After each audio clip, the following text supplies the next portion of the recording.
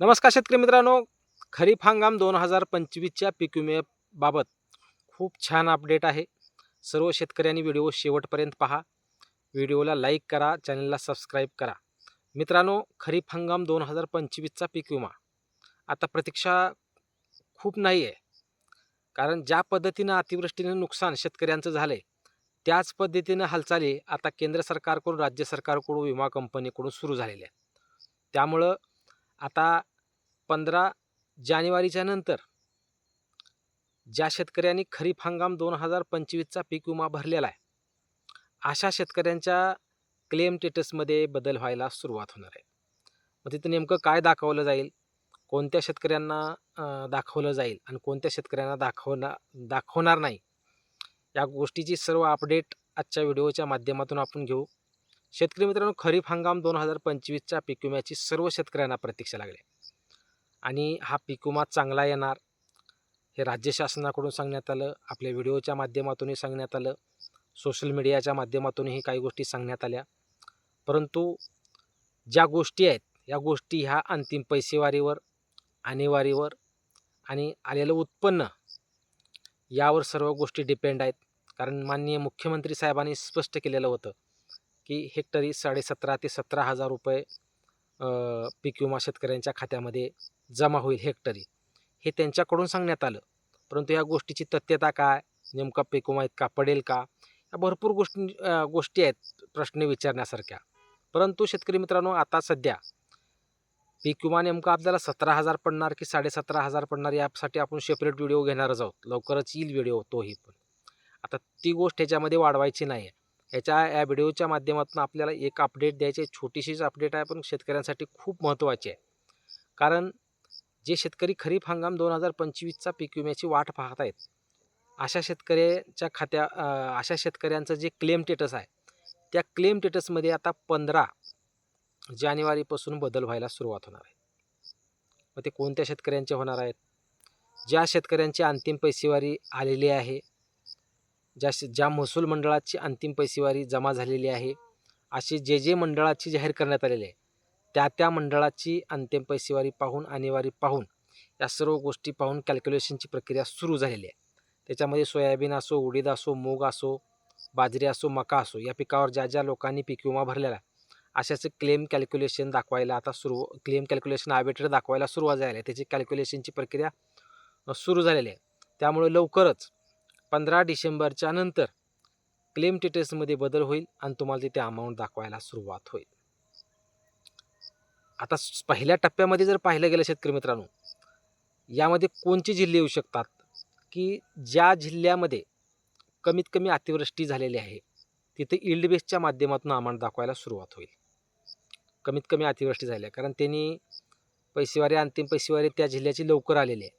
आणि कोणते जिल्हे मागं राहिलेत की अंतिम पैसेवारी यायचे? ज्या जिल्ह्यामध्ये अतिवृष्टी जास्त झालेली आहे, खूप शेतकऱ्यांचं नुकसान झालेलं आहे, अशी अंतिम पैसेवारी आणि अजून बाकी आहे. जर उदाहरण दाखल म्हणलं तर धाराशिव झालं, सोलापूर झालं, बीड झालं, लातूर झालं, असे भरपूर जिल्हे आहेत ज्या जिल्ह्याचे काय अजून जिल्ह्याचे अंतिम पैसे आलेले नाही. आणि निश्चितच त्यांच्या अंतिम पैसेवारी 50 पैशाच्या आत येणार आहे, यात काय वाद नाही. आणि त्यांना ही रक्कम चांगलीच मिळणार आहे.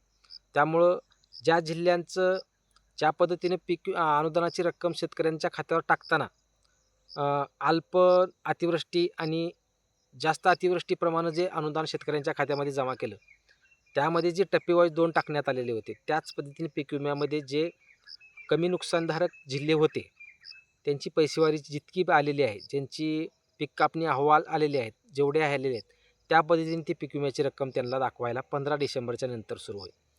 त्यामुळं आपल्याला 15 डिसेंबरपर्यंत वाट पाहावी लागणार आहे आणि 15 डिसेंबरच्या नंतर सर्वांनी आपले क्लेम स्टेटस मध्ये बदल झाला दिसेल आणि तिथं तुम्हाला अमाऊंट दाखवलेली दिसेल. आता जास्तीत जास्त पद्धतीनं अमाऊंट जर पाहिले गेले शेतकरी मित्रांनो, तर उडीद असो, मूग असो, ही पिकं पूर्णपणे गेल्यात जमा होती आणि त्यांच्या अमाऊंट चांगल्या पद्धतीने दिसेल अशी अपेक्षा आहे. कारण जेवढं नुकसान त्या पिकाचं झालं आहे, त्या पद्धतीत उडीद असो, सोयाबीन असो, मूग असो, ही पिकं अक्षरशः नेस्तनाबूत झाली आहेत. आता पण पिकं ही नेस्तनाबूत झाली आहेत हे आपल्याला माहीत आहे.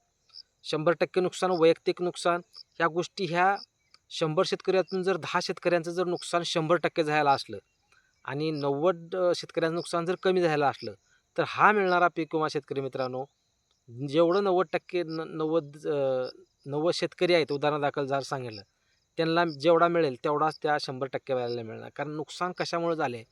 आपली जी 3 ट्रिगर होती ते 3 ट्रिगर गेल्यामुळं वैयक्तिक नुकसानीचे पैसे आपल्याला जास्त मिळायचे जे ट्रिगर होते, ते ट्रिगरच नसल्यामुळं आपलं हे मोठं नुकसान झालं.